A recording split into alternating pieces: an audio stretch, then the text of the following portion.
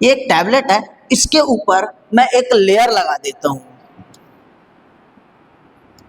इसके ऊपर एक मैं ये ग्रीन कलर की लेयर लगा दिया, मतलब मैंने टैबलेट को कोट कर दिया। मैंने इस टैबलेट को कोट कर दिया। कोट करने से फायदा क्या है कि अब इसके अंदर जो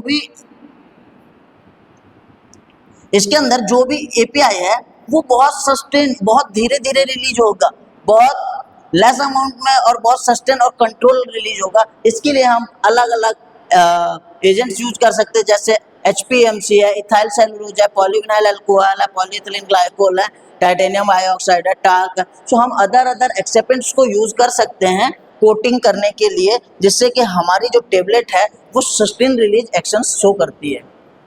नेक्स्ट आता है टैबलेट मैन्युफैक्चरिंग मेथड। सो 3 टाइप्स की टैबलेट मैन्युफैक्चरिंग मेथड होती है। पहला होता है वेट ग्रेन्युलेशन मेथड, दूसरा होता है ड्राई ग्रेन्युलेशन मेथड एंड तीसरा है direct compression method. So we will discuss here one by one. So what is the wet granulation method?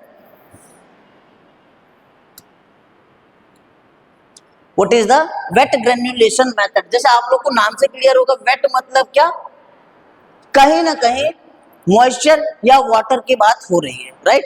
So wet granulation is a size enlargement process where fine powder API और excipient, जो मैंने अभी previously slide में एक्सेपिएंट discuss किए हैं, वो एक्सेपिएंट और API. API means what? Active pharmaceutical ingredient, right? So API और एक्सेपिएंट को मिक्स करके जो टैबलेट बनाना है वो हम क्या कर रहे हैं, वो 3 अलग अलग मेथड से बना रहे हैं। तो पहला हम डिस्कस कर रहे हैं wet granulation method. So are converted into granules by using the liquid binder solutions, this improve flowability. मतलब कि हम क्या कर रहे हैं, जैसे आप लोगों ने देखा होगा कि जो पाउडर होता है वो कहीं ना कहीं स्टिकीनेस होता है, थोड़ा सा कहीं भी चिपक जा रहा है, तो उसको चिपकने की प्रोसेस को कम करने के लिए हम क्या कर रहे हैं, छोटे छोटे ग्रेन्यूल्स बना लेते हैं।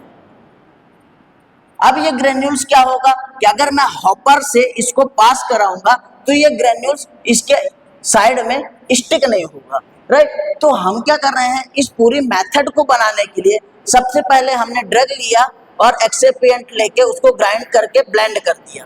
Blend means what? मिक्स कर दिया, ठीक है? उसके बाद हमने उसमें लिक्विड्स डाला एज अ बाइंडर।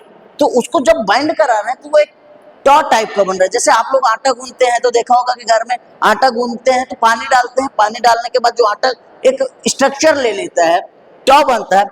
उसके बाद हम उसको क्या करेंगे, स्क्रीनिंग करेंगे। ड्राई करा